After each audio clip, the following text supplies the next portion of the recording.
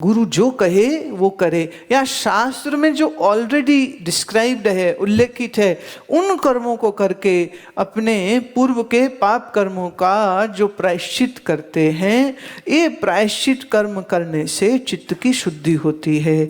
और फिर आता है उपासना। उपासनानि सगुण ब्रह्म विषय मानसा व्यापारा रूपानि शांडिल्य विद्या आदीनि।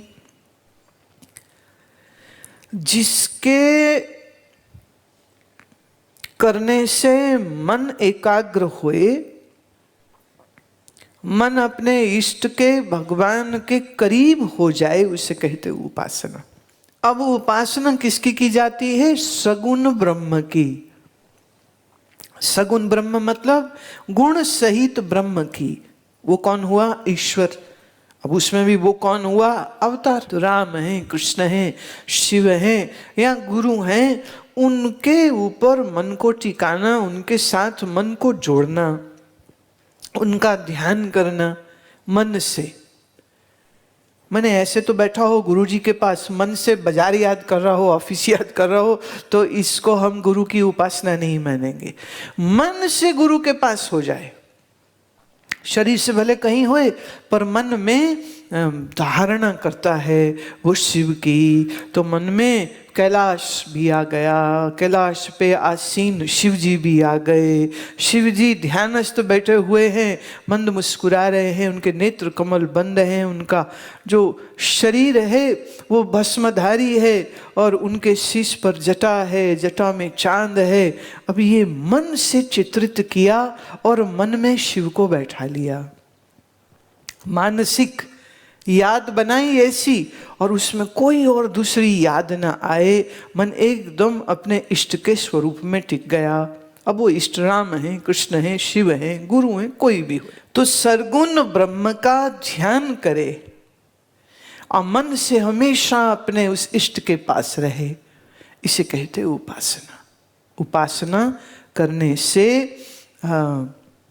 हमारा मन एकाग्र चित्त भी होता है, निर्मल भी होता है। कहते अच्छा उपासना कैसे करे? तो बोले जैसा ऋषि शांडिल्य ने बताया, उन भक्ति ग्रंथों को आप पढ़ लो।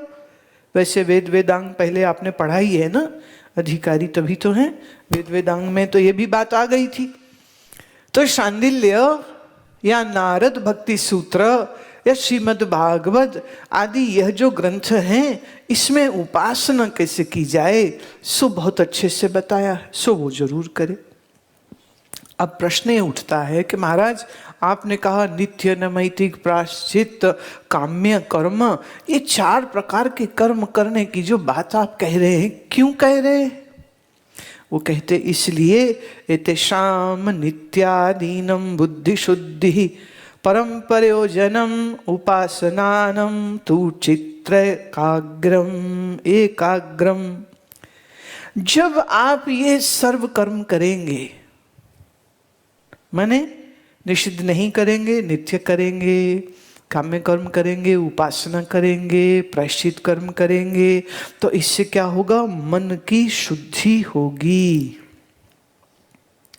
पर जब आप उपासना करेंगे, कर्म करेंगे तो मन की शुद्धि होगी, पर जब आप उपासना करेंगे तो चित्त एकाग्रम, तो तुम्हारा चित्त एकाग्र हो जाएगा।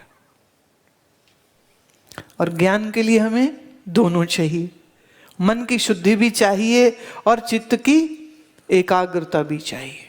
एक का आग्रह हो, 2 का आग्रह नहीं, 3 का नहीं, 4 का नहीं। अभी आपका मन क्या है ना, कभी आग्रह मतलब चाहना, जिद से चाहना। तुम्हारा मन कभी बेटे में, कभी बेटी में, कभी घर में, कभी बाजार में, कभी दुकान में, कभी रुपए में, कभी पैसे में, कहाँ कहाँ मन जाता है।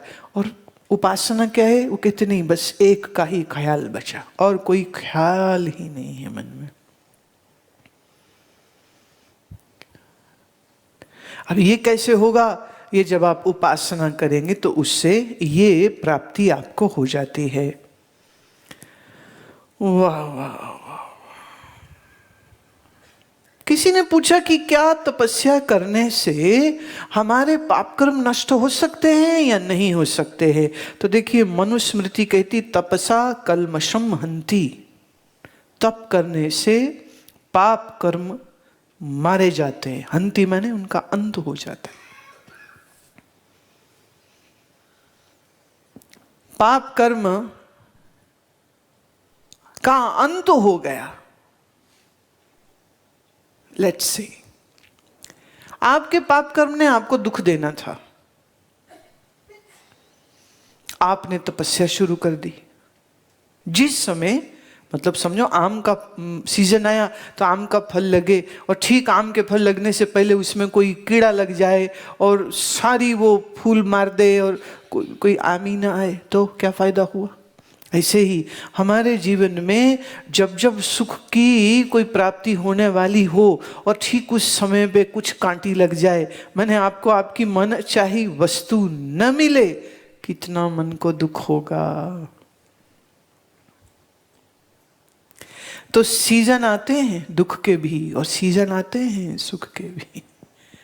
जब पाप कर्म फल देगा तो दुख आ जाएंगे, और जब पुण्य कर्म फल देगा तो सुख आ जाएंगे। अब अगर आपको सुख खाली बेटा बेटी और पैसे में दिखता है तो अलग बात है, लेकिन शास्त्र कहता है कि सुख की सीजन तब जब तुम्हें संत मिले, तो ये तुम्हारा पुण्य कर्म होता है। जब तुम्हें सत्संग मिले तो ये तुम्हारा पुण्य कर्म होता है। पुण्य कर्म क्या है? वो जो नित्य पाठ कर रहे थे, जो मंत्र कर रहे थे, जो दान कर रहे थे, जो जप कर रहे थे, ये सभी कर्म करने पर संत की प्राप्ति होती है, सत्संग की प्राप्ति होती। पर जब तुम्हारे देखो पुण्य का खाता हो गया खाली, नया आपने पुण्य किया कोई नहीं, बचा क्या? पाप। फिर आता है दुख,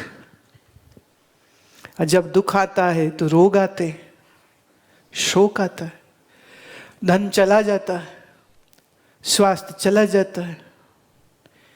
हमारे कुछ एक शिष्य हैं, पीछे उनका बाईपास सर्जरी हुआ। अब क्या करें? आसन करते नहीं, प्राणायाम करते नहीं, और जो 60+ हो गए ना, उनके लिए तो बड़ा अच्छा एक तर्क होता है, ले अब तो हम बुढ़े हो गए, अब तो हम ना अगले जन्म में करेंगे। ठीक है भाई, मरो, अब हम क्या बोले फिर? बोले अब तो नहीं हो सकता। तो ये भी वही थी 60+ वाली महिला, पीछे उनका बाईपास हुआ। उन्होंने कम से कम, मुझे ज़्यादा नहीं तो 15 साल, हमारा जन्मदिन जब शरीर का होता है तब, संन्यास हो तब, गुरु पूजा हो तब, गुरु नानक जयंती हो तब, वो हमेशा सफ़र करके आती थी। बहुत अमीर घर की महिला, लेकिन उसके साथ कोई आने वाला फ्लाइट के ना होए तो ट्रेन में आ जाती थी, पर आना जरूर है उसको। पर जब शरीर रोगी हो गया, बाईपास हो गया, बेड रिडन हो गए, आंख से दिखना कम हो गया, तो अब सिर्फ उनका संदेशा आता है कि गुरुजी को मेरा प्रणाम कहना, गुरु माँ को कहना मेरा बड़ा मन था। हमारा भी बड़ा मन होता है, बड़ी प्यारी महिला है, हमारा भी मन होता है कि वह आती तो अच्छा होता, लेकिन अब उनके शरीर की अवस्था ऐसी नहीं है। तो शरीर की अवस्था जब हो गई खराब तो दुख आता है, जब दुख आता है तो प्यारे संत, सत्संग, साधना सब छूट जाता है। और इस पर परिवार अच्छा हो तो चलो फिर भी गुजारा है, और सोचो परिवार भी अच्छा ना हो और धन की भी कमी हो जाए तो कितना कष्ट शरीर को आ जाता है।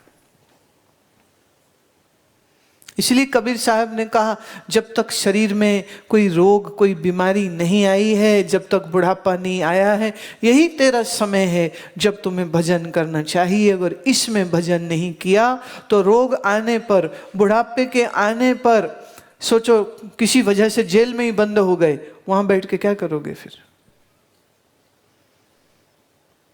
तो जब तक रोग नहीं आया, जब तक मुसीबत नहीं आई, जब तक दुख के कोई हालात नहीं बने और शरीर स्वस्थ है, बोले यही समय है जब नेक कमाई तुम्हें करनी चाहिए। तो 10 काम छूट जाए तो छूट जाए, बोले ये मत छोड़ो।